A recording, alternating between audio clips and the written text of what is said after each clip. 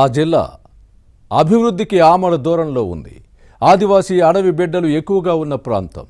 ప్రగతికి బాటలు వేస్తామని ప్రతి ఎన్నికల్లో నేతలు హామీలు ఇవ్వడం, గెలిచిన తర్వాత విస్మరించడం రివాజుగా మారిపోయింది. ఎయిర్పోర్టును డెవలప్ చేస్తాం, మూతపడిన సిమెంట్ పరిశ్రమను తెరిపిస్తామన్న నేతల మాటలు నీటి మూటలుగానే మారాయన్న విమర్శలు ఉన్నాయి. కేంద్రం సహకరించడం లేదని రాష్ట్రం, స్టేట్ గవర్నమెంటే కోఆపరేట్ చేయడం లేదని సెంటర్తో పాటు ఇక్కడి పార్టీలు బ్లేమ్ గేమ్ ఆడుతున్నాయని ప్రజలు మండిపడుతున్నారు. ఇంతకీ ఇదంతా ఏ జిల్లాలో జరుగుతోంది?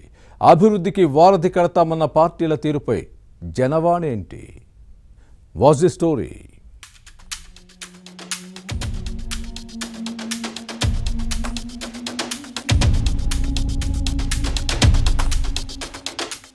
ఉమ్మడి ఆదిలాబాద్ జిల్లాకు అడవుల జిల్లాగా పేరుంది. అత్యంత వెనుకబడిన ప్రాంతం.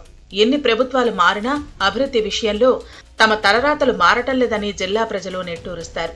ఈ విషయంలో పార్టీల నేతలు ఒకరిపై మరొకరు దుమ్మెత్తి పోసుకుంటున్నా అధికారంలో ఉన్నప్పుడు ఏం చేశారో ఆత్మపరిశీలన చేసుకోవాలన్నది జనవాణి. కాంగ్రెస్, బీజేపీ, బీఆర్ఎస్ చేస్తున్న విమర్శలు బ్లేమ్ గేమ్ భాగమన్న కామెంట్స్ వస్తున్నాయి. జిల్లా ప్రయోజనాలను దెబ్బతీస్తున్నారని జనం ఆగ్రహం వ్యక్తం చేస్తున్నారు. ముఖ్యంగా ఎయిర్పోర్ట్ నిర్మాణం, మూతపడిన cement corporation of India plant ను పునరుద్ధరణ విషయంలో నేతల మాటలు కోటలు దాటుతున్నా ఆచరణ గడప దాటడం లేదన్న విమర్శలు ఉన్నాయి. హామీలన్నీ అమలుకు నోచుకోకుండా నీటి మూటలుగా మారుతున్నాయని మండిపడుతున్నారు. విమానాశ్రయ నిర్మాణం, సిపిఐ యూనిట్ పునరుద్ధరణ అంశాలను రాజకీయ లబ్ధి కోసం వాడుకుంటున్నారన్న చర్చ సాగుతోంది. ఇవే హామీలతో ఎంపీలు, ఎమ్మెల్యేలు గెలవటం మినహా ఆదిలాబాద్లో నిర్మాణాత్మక అభివృద్ధికి చేసింది శూన్యమని జనం ఘాటుగానే విమర్శిస్తున్నారు. పైగా కేంద్రం సహకరించడం లేదని రాష్ట్ర ప్రభుత్వం, రాష్ట్రం కోఆపరేట్ చేయటం లేదని బీజేపీ నేతలు పరస్పరం నిందించుకుంటూ సమస్యలను మరింత జటిలం చేస్తున్నారన్న ఆగ్రహవేశాలు వ్యక్తమవుతున్నాయి.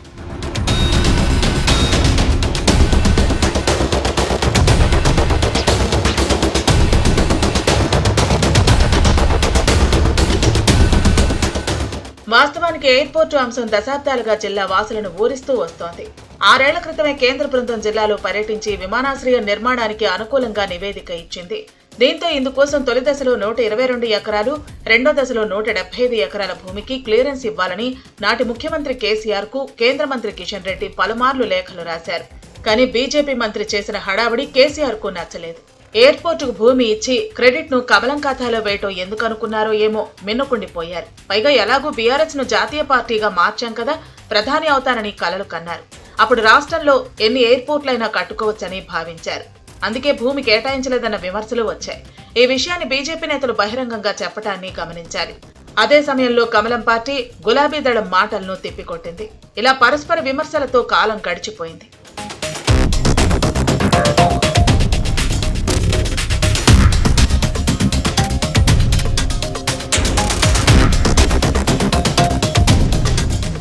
ఇక రాష్ట్రంలో కాంగ్రెస్ అధికారంలోకి వచ్చిన తర్వాత ఆదిలాబాద్ ఎయిర్పోర్టుకు మార్గం సుగమం అవుతుందని ఆశించారు. BJP MP Nagesh, MLA Payal Shankar కేంద్ర ప్రభుత్వం దృష్టికి తీసుకెళ్లారు. రాష్ట్ర ప్రభుత్వం సహకరిస్తే ప్రక్రియ ప్రారంభిస్తామని కేంద్రం కూడా ప్రకటించింది. తొలి ప్రాధాన్యతలో రాష్ట్ర ప్రభుత్వ చొరవతో ఇటీవల వరంగల్ విమానాశ్రయానికి కేంద్రం గ్రీన్ సిగ్నల్ ఇచ్చింది. ఈ క్రమంలో ఆదిలాబాద్ ఎయిర్పోర్టు ఏమైందని బీఆర్ఎస్ సహా ఇతర విపక్షాలు నిలదీస్తున్నాయి. ఎయిర్పోర్టు విషయంలో బీజేపీ ఎంపీ, ఎమ్మెల్యేలు కాంగ్రెస్ ప్రభుత్వం నిర్లక్ష్యం చేస్తోందని మాజీ మంత్రి జోగురామన్న విమర్శలపై కారు, కమలం పార్టీల మధ్య రాజకీయ రగడ ముదురుతోంది.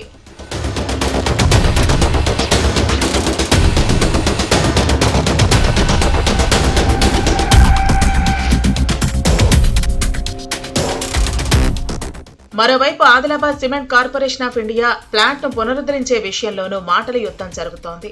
ఇటీవల ఇక్కడ స్క్రాప్ వేలం జరిగింది. ప్రతి ఎన్నికల్లో దీనిపై హామీ ఇవ్వటం, కార్మికులు, వారి కుటుంబాల్లో ఆశలు కల్పించి ఆ తర్వాత విస్మరించడం నేతలకు రివాజుగా మారుతోంది. కేంద్రంలో బీజేపీ అధికారంలో ఉన్నా దీన్ని రీఓపెన్ చేయలేకపోతున్నారు. ఈ క్రమంలో గత అసెంబ్లీ ఎన్నికల ముందు అఖిలపక్షం ఆధ్వర్యంలో ఆదిలాబాద్లో ఉద్యమం నిర్వహించారు. ముఖ్యంగా బీజేపీని ఇరకాటంలో పెట్టడానికి అప్పటి అధికార బీఆర్ఎస్ ఈ పోరాటాన్ని వాడుకుంది. అయినా కేంద్రం స్పందించలేదు. ఆ తర్వాత కారు పార్టీ ప్రభుత్వం మారి కాంగ్రెస్ సర్కార్ అధికారంలోకి వచ్చినా పరిస్థితిలో మార్పు లేదు. దీనిపై బీజేపీ, బీఆర్ఎస్, హస్తం పార్టీ నేతల మధ్య మాటల యుద్ధం సాగుతోంది.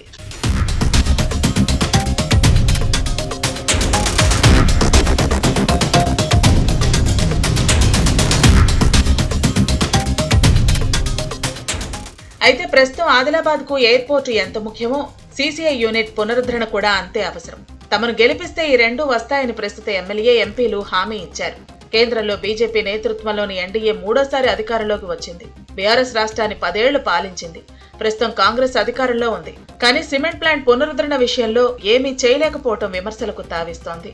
3 పార్టీల వైఖరిపై ప్రజల్లో అసహనం వ్యక్తమవుతోంది. పరస్పర విమర్శలు మాని హామీల అమలుపై దృష్టి పెట్టాలని ఉమ్మడి ఆదిలాబాద్ జిల్లా వాసులు కోరుతున్నారు.